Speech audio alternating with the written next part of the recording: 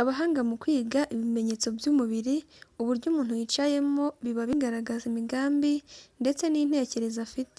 Hari ibyo dukora tutabanje kubyitaho, nuko kubera izo mpamvu kuba tutabanje kubyitaho ngo tugene uko tubyitwaramo. Duha abantu ishusho y'ibyo dutekereza kandi twifuza kugeraho byihishe muri twe.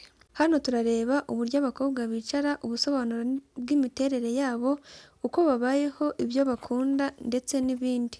Bitewe n'uko amaguru yabo aba ameze mu gihe bicaye muri ubu buryo butanu tugiye kurebera hamwe.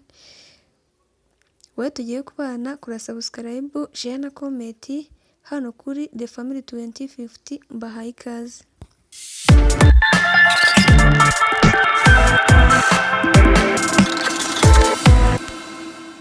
Duhereye kuri pozisiyo ya mbere umuntu yicaramo, rimwe na rimwe abantu bahitamo kwicara mu buryo bashaka kugendera ku mategeko. Nincira umutwe mu buringiti, ubwoba burashira, bizera ko ibibazo ubwabyo byakemutse. Rimwe na rimwe ubwo buryo burakora nuko abantu bakishima, ariko ikindi gihe ntibikore. Muri icyo gihe ikibazo gishyirwa ku mutwe w'undi muntu.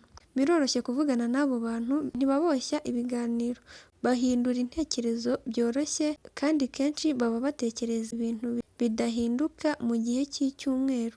Abo bantu baba bifitemo uguhanga ibishya, ubwira ndetse n'ubwana rimwe na rimwe. Rimwe na rimwe babanza kuvuga mbere yo gutekereza ku byo bavuze. Pozisiyo ya kabiri umuntu yicaramo, aba bantu bicara basobekeranyije amaguru gutya ni abantu batekereza cyane. Baba bafite intekerezo zihambaye kandi bakeneye gutekereza n'ibindi. Abantu babita umutima w'itsinda cyangwa kompanyi. Ntibishoboka ko warambirwa kuba uri kumwe nawe kubera buri gihe baba bafite ibitekerezo bishya n'intego nshya. Rimwe na rimwe ni ibitekerezo bisamaje. Baba bifuza gutembera ndetse no kugira inshuti nshya. Batekereza batihanganye ko umunsi wo kuwa mbere wagera cyangwa umwaka mushya watangira ngo batangire ubundi buzima butandukanye n'ubwo bari barimo. Kubera ko buri kimwe cyose cyatangira muri icyo gihe, nta byinshi biriwe bibazaho. Bashobora guhindura byihuse uko abantu bababona, inshuti, akazi, umujyi ndetse n'ibihugu. Ibi byose ni ibintu biri nomo kuri bo. Pozisiyo ya gatatu, aba bantu bicara pozisiyo ya gatatu bo bazi uko kumera neza bisa. Bashobora kudafata weekend bagiye mu masoko cyangwa bitunganya neza, ariko bashobora kumara igihe kirekire bahitamo umubavu ukwiriye. Imyitwarire yabo ku myambaro iba igoranye cyane, bigatuma bahinduka vuba kandi bakunda gutoranya cyane.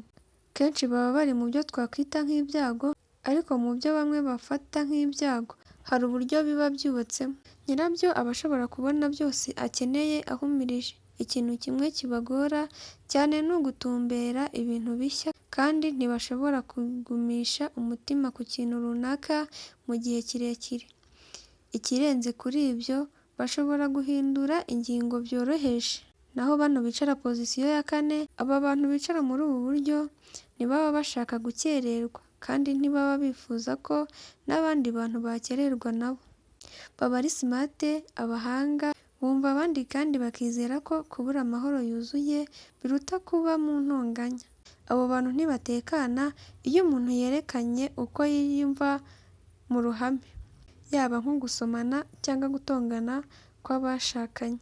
Niba umuntu ashaka kwicara ahuje amaguru kandi ibirenge byombi bikoze hasi, uyu muntu ntacyo aguhisha, arasa ku ntego kandi birashoboka ko adatinya.